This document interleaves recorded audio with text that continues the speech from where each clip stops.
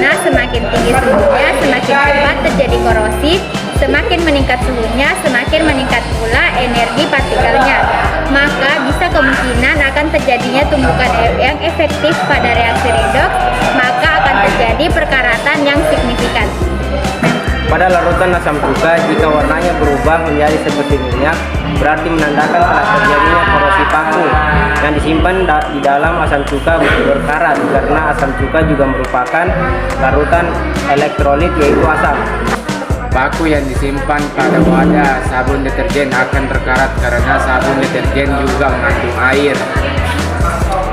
Paku yang disimpan pada wadah minyak goreng tidak akan berkarat karena minyak goreng bertindak sebagai pelumas, yang dimana pelumas merupakan salah satu pencegah korosi, dan pada minyak goreng tidak terdapat oksigen atau O2.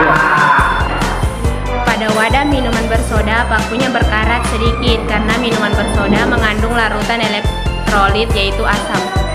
Pada wadah air biasa yang disimpan di tempat terbuka, pakunya berkarat karena wadah air yang disimpan di tempat terbuka akan kontak langsung dengan faktor terjadinya korosi yaitu udara dan air.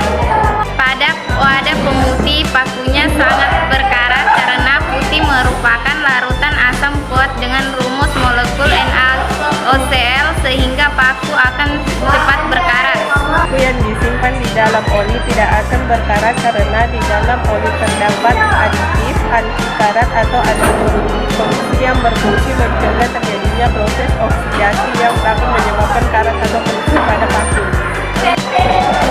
Wadah pada air gula. Kenapa paku yang disimpan pada air gula tidak berkarat? Karena pada air gula mengandung larutan elektrolit yang dimana tidak bisa menghantarkan arus listrik. Karena faktor yang mempengaruhi korosi adalah larutan elektrolit yaitu asam dan garam. Maka larutan non-elektrolit tidak termasuk sebagai faktor yang mempengaruhi terjadinya korosi. Maka tidak dapat terjadi perkaratan. Jika terjadi korosi, maka ada faktor yang mempengaruhi. Pada wadah garam, pakunya berkarat tetapi sedikit karena garam merupakan larutan elektrolit di mana larutan elektrolit sangat baik terjadinya transfer muatan sehingga elektron itu akan mudah diikat oleh udara bebas sehingga mudah berkarat. Paku yang disimpan pada wadah futsal akan habis karena futsal termasuk asam kuat sehingga kelewatan karat sampai pakunya habis, karena korosi merupakan perusak yang bersifat negatif sehingga futsal merusak isi atau paku tersebut. Pada wadah kosong, menurut teori, paku yang disimpan di dalam wadah kosong yang tertutup seharusnya tidak berkarat, tetapi pada saat kita praktek terjadi perkaratan.